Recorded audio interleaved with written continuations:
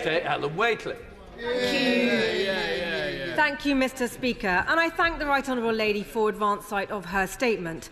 This is a government in chaos. Open rebellion from their own backbenches, unfunded U-turns costing billions, and welfare plans that are not worth the paper they are written on. Their latest idea is a two-tier welfare system to trap people in a lifetime of benefits and deny them the dignity of work while leaving the taxpayer to pick up the ever-growing bill. Mr. Speaker, it is a long-held Conservative belief that those who can work should work. Work provides security and purpose. That's why we launched universal credit, simplifying complex benefits and ensuring that work always paid. And it works. During the decade up to the pandemic, we got the number of people on benefits and the benefits bill itself down. 800 jobs were created for every day that we were in office, giving millions of people the dignity and security that work brings. But then, during the pandemic, we saw something new. The health and disability bit of our benefit system started to break. The bill is forecast to hit £100 billion by 2030. One in every £4 of income tax will be spent on health and disability benefits, more than the entire defence budget. This is not fair for the taxpayer, not fair for people who are written off, and certainly not sustainable for the country. Yet, despite Labour having 14 years in opposition and now a year in government, they still don't have a plan to bring down the welfare bill or get people into work. What we now have before us is a rushed and chaotic compromise. It is not reform in any sense of the word. It is woefully unambitious about savings, conspicuously lacks compassion, and achieves no meaningful change of a system we all know is broken. Thanks to the government's latest climb down, we are left with a plan that will save just £2.5 billion of a £100 billion bill by introducing a two-tier system.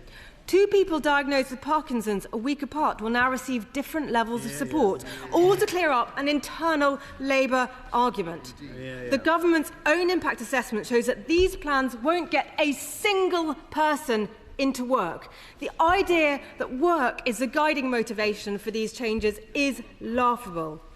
And it's not there aren't things that the government could do. They could reform the fit nose system, which sees 94% of people applying being told that they are too sick to do any work at all. They could say today that they would make all sickness benefit assessments face-to-face.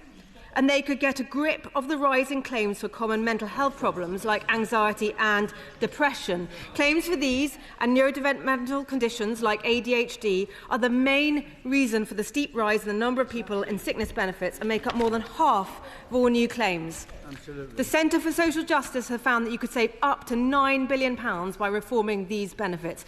But nothing we've seen from Labour over the last couple of weeks suggests that they have the courage and conviction to grip this problem. And in the meantime, our welfare bill will only continue to rise.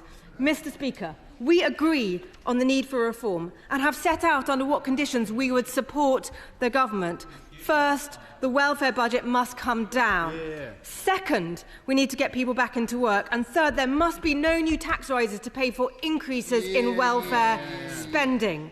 But with the welfare bill ever growing, unemployment rising and jobs disappearing, the bill fails on all accounts. So, will the Right Honourable Lady confirm whether the changes she's announcing today will be paid for through borrowing or taxation? Could I ask, where are these good jobs she claims to be creating when vacancies are going down and unemployment is going up? Has she read the impact assessment for their employment rights bill, which makes it clear that it will be harder for people to find work as a result? Why did it take them a year to publish the terms of reference for their PIP assessment review? And when can we expect changes if it doesn't report back until autumn 2026? Could I try one more time to ask what the difference is between her right to try guarantee and our chance to work guarantee? And finally, Mr. Speaker, is this it? Aren't there any more savings? Aren't they going to get any more people into work? Is this the extent of their ambition for reforming the welfare system during their time in office? In 5 years' time, is this going to be her legacy?